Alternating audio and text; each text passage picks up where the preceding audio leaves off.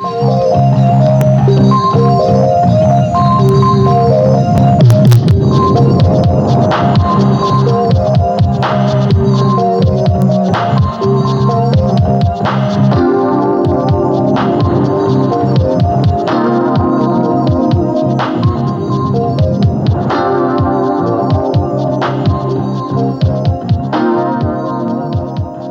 buenas tardes.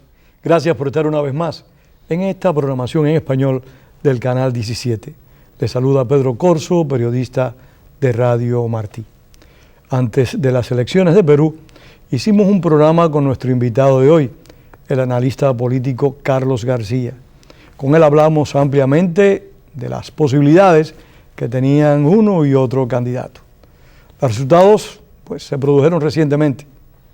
Salió electo Ollanta Humala, un candidato que ha provocado preocupaciones, como los provocó en su momento en analistas internacionales, analistas nacionales y también en un sector del pueblo peruano. Para hablar de esta situación, prometido hay que pagar, hemos invitado a Carlos García. Carlos, gracias por estar acá. Gracias por la invitación. Después de los acontecimientos, ¿cómo tú evalúas el resultado?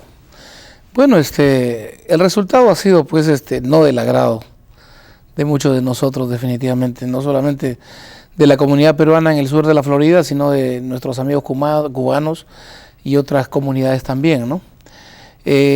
Prácticamente el Perú ahora se encuentra dividido porque, si bien es cierto, Humala tampoco ha ganado con una ventaja muy amplia, ¿no? Creo que fue 3 o 4%. Son 2.65%. Menos todavía. Menos todavía, ¿no? Y el triunfo, tiene que agradecérselo al expresidente Alejandro Toledo y a Mario Vargas Llosa, ¿no? Que ellos han sido uno de los que le han dado el impulso para que él ganara estas elecciones. Como peruano, ¿por qué tú crees que dos personalidades... Toledo, durante su mandato, realmente tuvo una práctica democrática clara y abierta, se identificó plenamente con la política del presidente Bush de Estados Unidos, hizo un trabajo económico muy serio, logró desarrollo de su país? De Vargas Llosa, ¿qué vamos a decir? Ha sido un abanderado para todas aquellas oportunidades políticas que enfrentan el totalitarismo de corte chavocastrista. ¿Por qué este cambio en estas dos personalidades? En el caso del expresidente Alejandro Toledo, el expresidente Alejandro Toledo le echa la culpa a Alan García de no haber entrado en la segunda vuelta, ¿no? De haber apoyado a Keiko Fujimori, cosa que no fue cierta. Alejandro Toledo no entra en la segunda vuelta para competir con Humala por errores políticos que comete su propio partido, ¿no? Ese es uno. Prácticamente, si nos ponemos a analizar, es prácticamente una especie de enfrentamiento de venganza hacia Alan García, hacia el presidente Alan García. En el caso de Vargas Llosa, es que Mario Vargas Llosa no ha podido superar la derrota que sufrió con Alberto Fujimori en su primer gobierno, ¿no?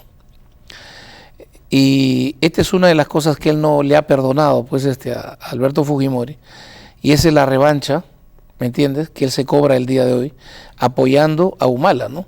Si nos damos cuenta, vemos a un gran demócrata como Alejandro Toledo, un hombre que ha sido una de las personas que sentó las bases para el crecimiento económico en el Perú, el desarrollo, todas estas cosas que estamos viviendo ahora. Dio la base para el buen gobierno que hizo Alan García. Exactamente, es parte de él, ¿me entiendes? El presidente Alan García ha continuado con su misma política, democracia, respeto a los derechos humanos, política, inversión extranjera, lo mismo, ¿me entiendes? Y lo contradictorio es que ahora, ¿me entiendes?, Alejandro Toledo da un viraje de 80 grados y empieza a apoyar a Humala, que todos sabemos es un hombre financiado por Chávez, un hombre creyente en el comunismo, de nacionalización de empresas, estatizaciones, no cree en la economía libre de mercado.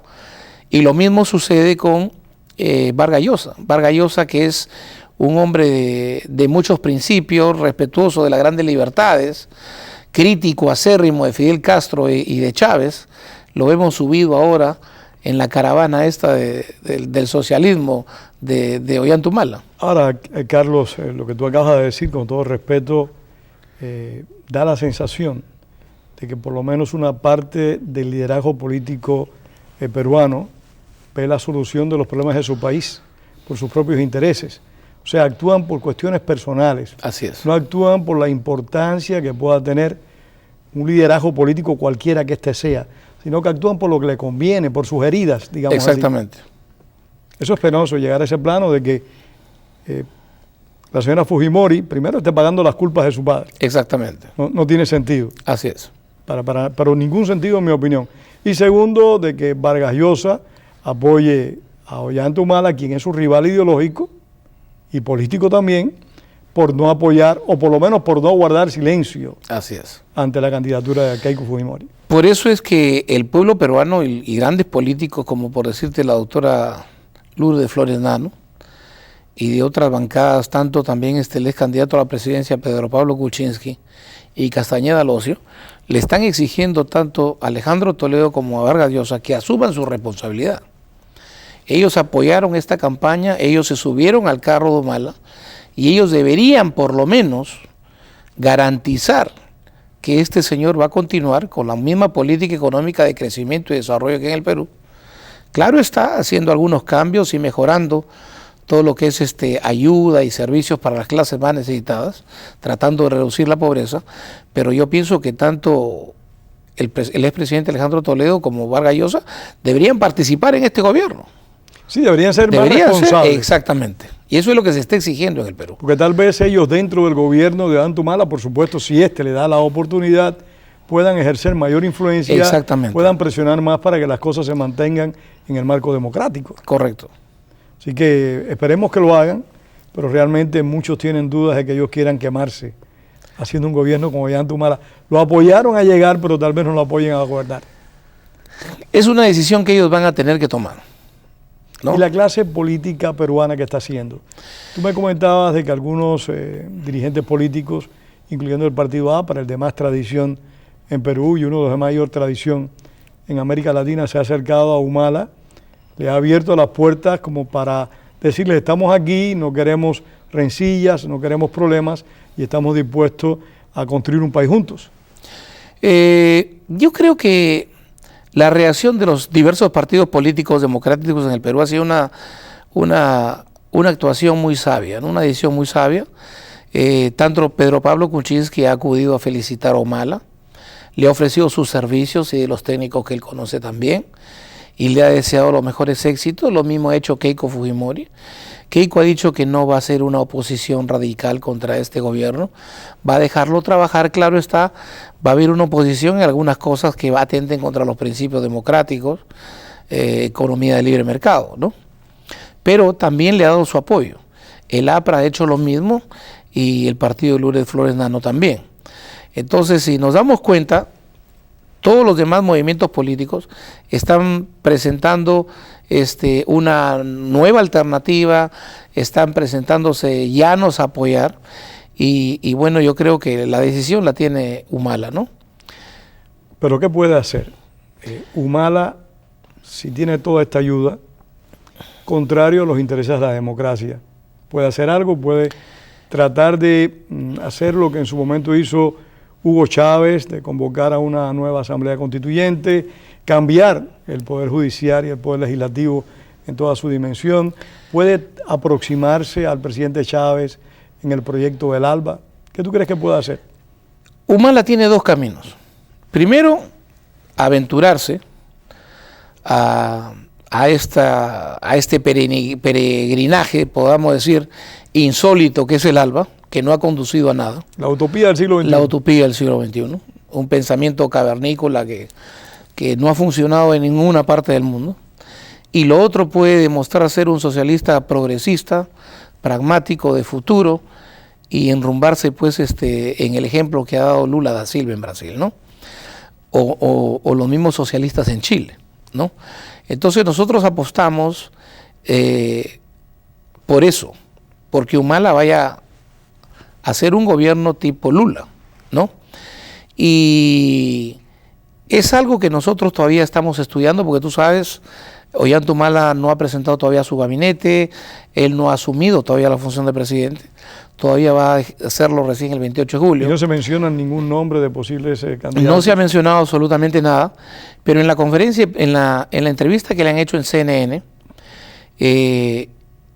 él ha especificado muy claramente, por decirte, que Estados Unidos es un aliado del Perú, un aliado muy importante y que lo va a continuar siendo. Bueno, está reconociendo una realidad. Exactamente. También tengo entendido que la próxima semana va a ser recibido por el presidente de los Estados Unidos y por la secretaria de Estado. En este momento se encuentra en un periplo por Sudamérica, visitando Brasil, Chile, Argentina, etcétera. Parece que está tratando de aproximarse a los gobernantes latinoamericanos. Exactamente. Para tener una mejor base. Así es. Y yo creo que, como te digo, no podemos definir exactamente cuál va a ser su conducta en este mismo momento. Pero él tiene dos caminos. Ahora, dentro del Congreso, él no tiene mayoría. Él tiene una mayoría relativa dentro de todos los congresistas. Pero Keiko Fujimori, la gente de Pedro Pablo Kuczynski, Lourdes Flores y el APRA y los otros movimientos independientes en bloque van a ser la misma mayoría que ellos. ¿Me entiendes? Están prácticamente empatados. Están prácticamente empatados. O sea que definitivamente, para que haya una cogobernabilidad, Humala va a requerir siempre de votos de algunos partidos políticos. Pero no se puede olvidar, Carlos, sin pretender ser agorero de cosas negativas, no se puede olvidar que Ollanta Humala intentó dar 2 golpes de Estado. Así es. Que Humala ha sido un hombre que ha tenido a su alrededor un núcleo de gente violenta dadas a la acción. Y por lo tanto es posible de que trate de utilizar a esa gente para generar un caos. Algo parecido a lo que ha hecho Evo Morales en Bolivia o el propio Rafael Correa en Ecuador, sin llegar a los extremos de Hugo Chávez. Tratan de presionar, tratan de cambiar el estado de cosas para ellos ir asumiendo más poder. ¿No crees que eso puede ocurrir? Eso puede ocurrir. Los partidos políticos están muy preparados. Yo creo que con la experiencia que tenemos de los otros países, en el caso de Bolivia, Ecuador, el caso de Nicaragua, el caso de Venezuela, las primeras actitudes o los primeros movimientos políticos que haga Humala estando de presidente es lo que a nosotros nos va a dar una especie de hoja de ruta, como se dice. ¿Y se prepararán ustedes para actuar? Exactamente, exactamente. Si hay que salir a las calles, vamos a salir a las calles. Pero en los peruanos, los que queremos en la democracia, que queremos en la economía libre mercado y en el desarrollo del país, no vamos a permitir que venga un señor, ¿me entiendes?, con unas ideas del pasado a tratar pues de caer en el populismo, ¿no? Supongamos, si me permites, cuando nosotros veamos que él está subsidiando gasolina, que él está subsidiando el gas, y él está subsidiando un montón de alimentos, entonces nosotros enarbolaremos la bandera pues de la democracia, ¿no? Y saldremos a las calles a protestar y esos son unos de los primeros síntomas pues para caer en el populismo, ¿no? Entrar en un romance con el pueblo peruano de 2 años, ¿me entiendes? Subsidiarte la gasolina, el gas, alimentos, ¿me entiendes? Regalar bonificaciones y salarios, porque tú sabes que las reservas en el Perú son de miles y millones de dólares. Grandísimo, como nunca antes en su historia. En el Perú hay una caja pues de dinero, hermano, que estás para utilizarla y hacer miles de cosas, ¿no? Yo creo que con estas medidas, que supuestamente, si él empieza a tomar estas medidas, ya nosotros sabemos a dónde nos encaminamos.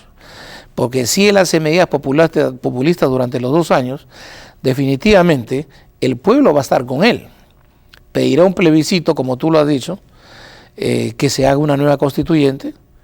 El pueblo, al estar con él, votará por una constituyente y probablemente él elija, tenga una mayoría total de los constituyentes. No, como ha hecho Rafael Correa. Así es, cerrarán el Congreso y legislarán con la constituyente. Y tendremos pues al señor Humala por lo menos 10 años y hasta sabe Dios cuándo. Sí, ¿no? El problema es ese, el problema es que los pueblos pueden equivocarse, cuando van a elegir a un gobernante, pero hay equivocaciones que son realmente graves, como las que tuvo el pueblo venezolano, como las que yo opino ha tenido el pueblo ecuatoriano.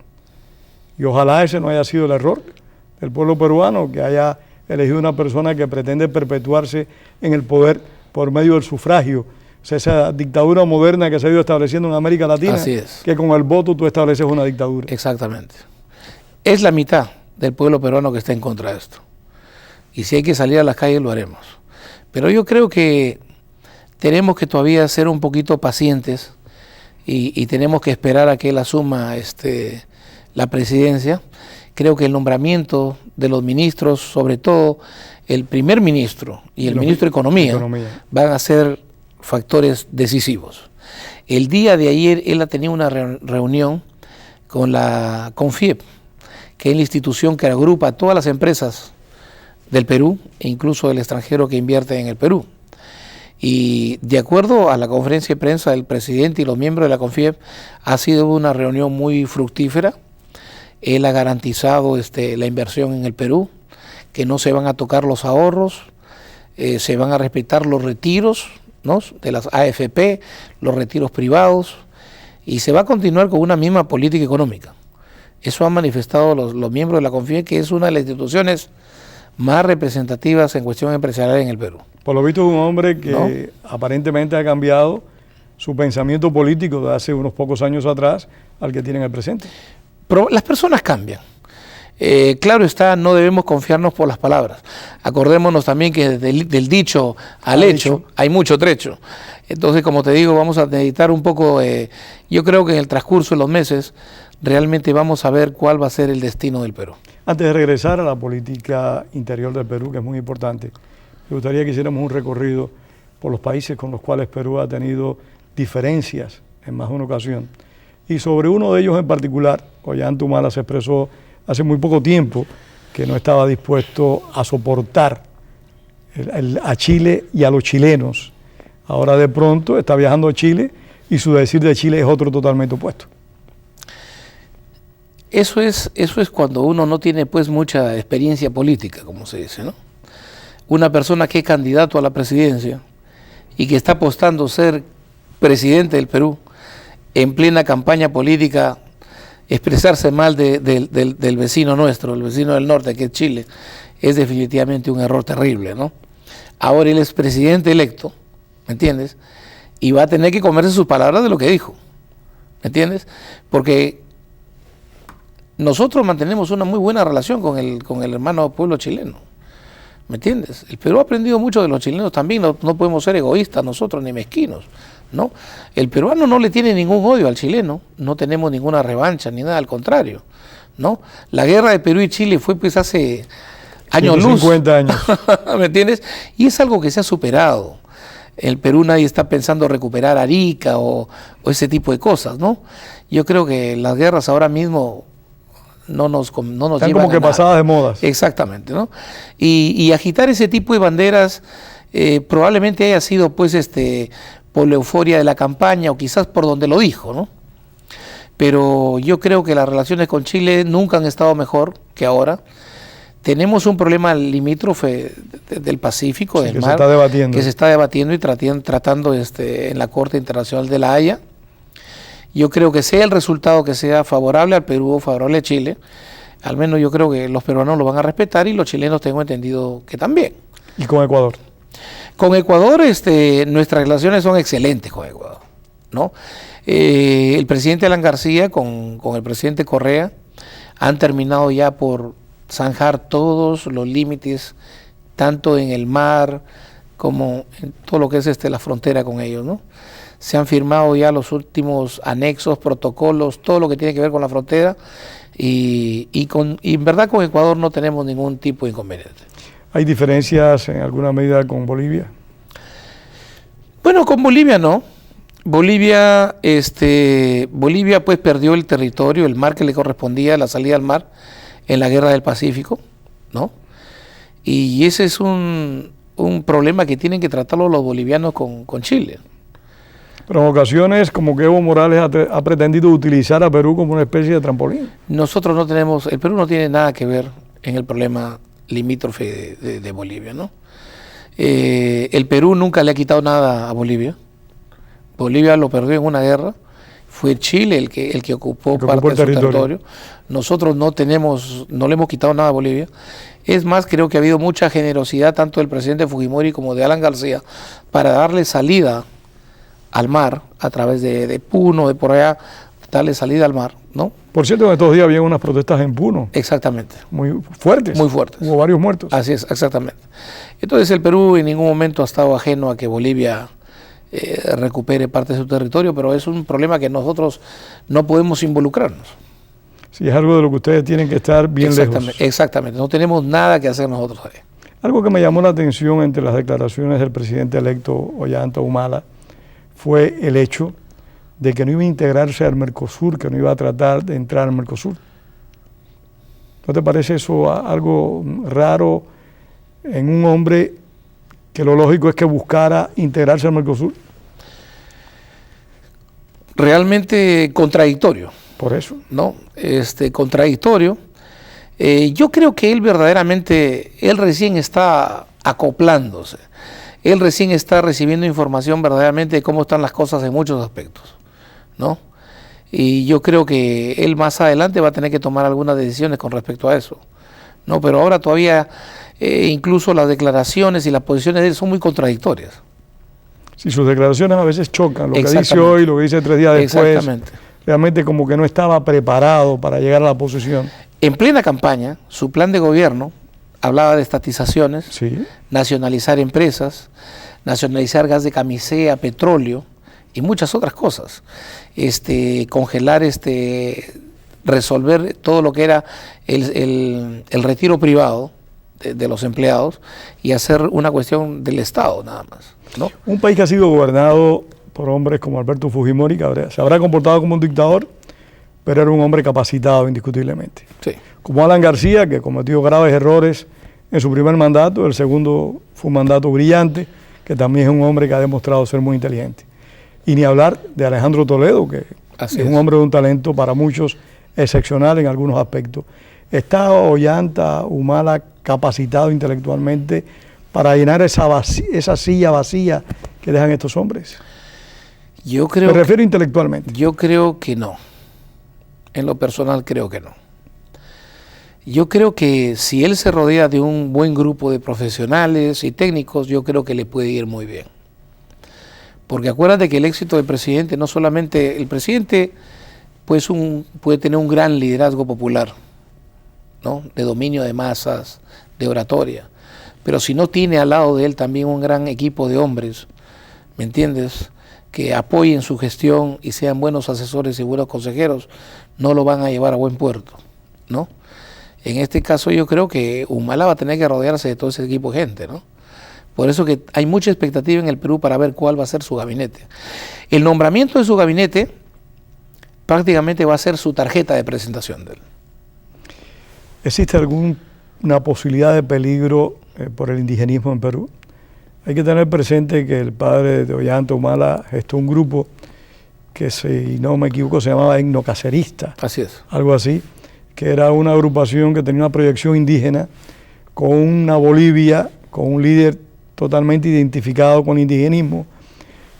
¿No puede en alguna medida sustituir la tradicional lucha de clase el hecho de que los indígenas pretendan pues ser la contraparte de la parte no indígena de la nación? Yo creo que esa ha sido una bandera de Humala. Todos estos levantamientos indígenas en Puno y en todos estos sitios que ha habido, han sido los socialistas, los comunistas del movimiento de Humala que han estado atrás de esa gente, asusando y creando conflictos. Por decirte el caso de Puno. El caso de Puno se alzan, ¿por qué? Porque se oponen a que venga una compañía minera del extranjero a invertir. Esa compañía minera, ¿me entiendes?, va a generar construcción de carreteras, de pistas, de colegios, ¿me entiendes?, de condominios, sanidad, de casas, sanidad para sus trabajadores de ahí, y va a generar trabajo, ¿me entiendes? Protestan con la bandera de la ecología.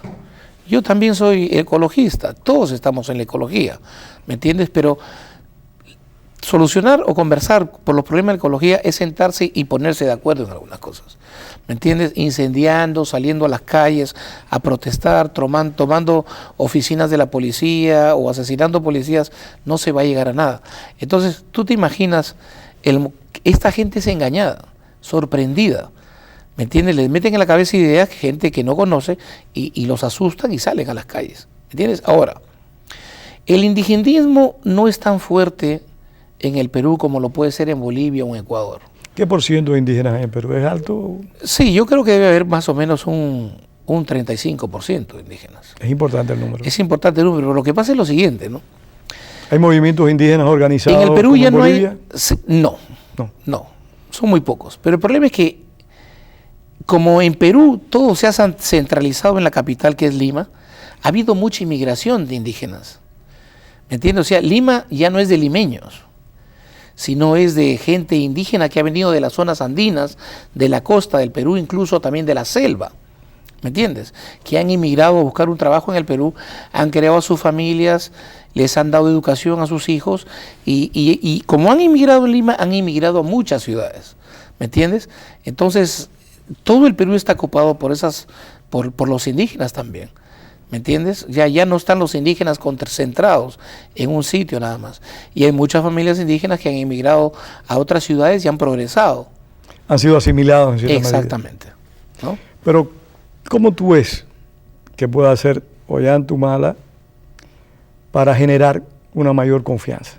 Aparte de nombrar un ministro de Economía racional y un primer ministro que realmente responda a los intereses de aquel sector que no votó por él, porque al principio del programa expusiste, y fue una realidad, de que el país quedó totalmente dividido. Así es. Realmente la nación fue 48 o 47 por 49 o 50, 51, algo de eso. Así es. Fue muy apretado. Sí, es 48.95 a 52.75, algo así.